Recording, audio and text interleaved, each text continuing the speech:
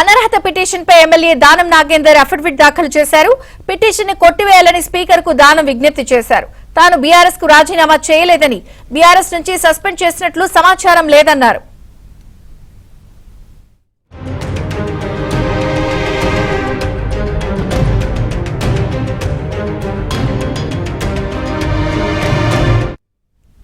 అనర్హత పిటిషన్ పై MLA Danam Nagender affidavit దాఖలు చేశారు. పిటిషన్ కొట్టేయాలని స్పీకర్ కు దానం విజ్ఞప్తి చేశారు.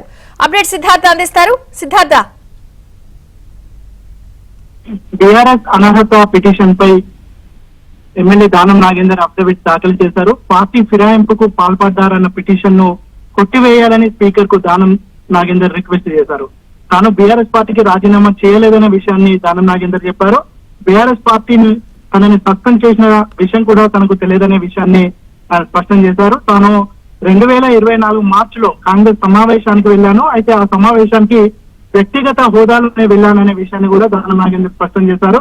మీడియా కథనాల ఆధారంగా తాను పార్టీ మారినట్లు బీఆర్ఎస్ భావిస్తూ ఉంది, కానీ బీఆర్ఎస్ భావిస్తున్నటువంటి విషయం తప్పు అని, తాను బీఆర్ఎస్ లోనే ఉన్నా అనే విషయాన్ని ఆయన స్పష్టం చేస్తున్నారు. మొన్నటి వరకు తాను కాంగ్రెస్ లో ఉన్నానని చెప్పాడు, కానీ ఇప్పుడు తనకు సంబంధించినటువంటి అనర్హత పిటిషన్ కి సంబంధించినటువంటి విషయంపై దర్యాప్తు కొనసాగుతా ఉంది. 30వ తారీఖున స్పీకర్ ఆయనను బహిరంగ విచారణ చేయనున్నారు. ఈ నేపథ్యంలో దానం కామెంట్స్ ఒక హాట్ టాపిక్ గా మారాయి. మొన్నటి వరకు తాను కాంగ్రెస్ లో ఉన్నానని చెప్పినటువంటి దానం తనకు కాంగ్రెస్ కు ఎలాంటి సంబంధం లేదు, తాను బీఆర్ఎస్ లోనే ఉన్నానని తనకు తాను ప్రకటించుకున్నాడు. ఇక 30వ తారీఖున జరగనున్నటువంటి విచారణలో స్పీకర్ తనను ఏం ప్రశ్నలు అడుగుతాడు, దానికి దానం నాగేందర్ ఎలాంటి సమాధానాలు చెప్తారో చూడాలి.